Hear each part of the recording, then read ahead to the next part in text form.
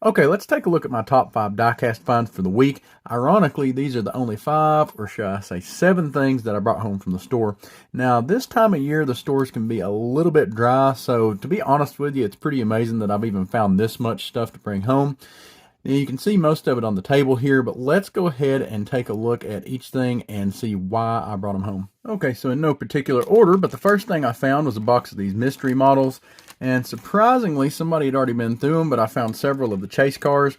I hadn't really had a chance to take a look at these yet, but when I saw what they were going to use for the chase cars, I was pretty excited. I'm a big Evo fan. I have to say I'm just slightly disappointed in this because of the lack of details. The casting's nice, but it definitely suffers from that lack of taillight and headlight. Of course, that's pretty common for white cars. And also on this BMW, kind of the same thing. The casting looks really nice, but I think they could have added just a few more details. At the end of the day, these are the cheap kind of mainline type cars, but it would be nice if they're going to this much trouble to just add those couple final touches. The next thing I found was this Porsche 911 Turbo. This is one of the Matchbox 70th Anniversary Edition cars. Most of you know that these cars are actually from last year, but this is the first time that I've actually seen the Porsche. I've seen all the other cars from this series except for the Porsche. It's been kind of hard to get around here, and I'll say it's a really nice casting. I know these were probably a little bit overdone last year, speaking of the Porsches, because it was their anniversary as well. But as far as castings go, this one is really nice. It's opening parts, have a couple of sponsorship decals on the side, and I kind of like the orange paint on this one. It probably doesn't go with everything, but it was nice as a theme, and I think it looks good on this car.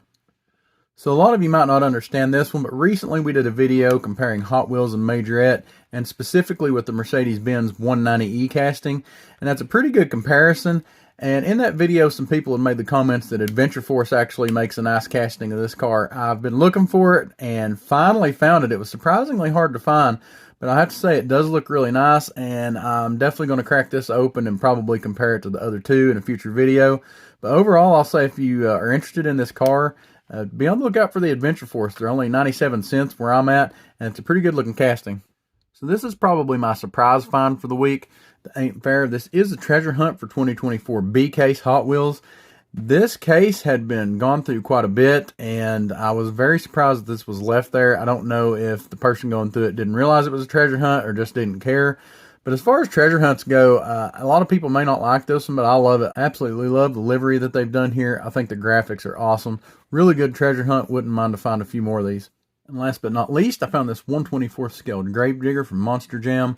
Really like this one. The thing about Gravedigger is, you know, it's synonymous with monster trucks. And you think in diecast, you kind of see these all the time, but for me, it seems like when I need one, I never can find it. And when I don't need it, they're all over the place. So part of the reason I picked this one up is we already had one from a few years back, and unfortunately the front axle broke, and I've been trying to fix it and haven't really been able to. So to pick it up as a replacement, I got this one instead. As you can see, there's a little bit of difference, but I actually kind of like this one a little bit better. The unfortunate thing is if you go back and try to buy one just like this one, they're about $50 or $60, whereas this one's only $10 at Walmart. So if you've been on the lookout for that, they should be hitting your shelves if they hadn't already. Really nice pickup there. And with the Monster Jam stuff, especially this 1/24 scale, it's always really nice quality. So be sure to let me know what you think about this top 5. If you enjoyed this video, be sure to check out the other video YouTube thinks that you'll like up here. I appreciate y'all watching. Hope everybody's having a good week. Happy hunting, y'all.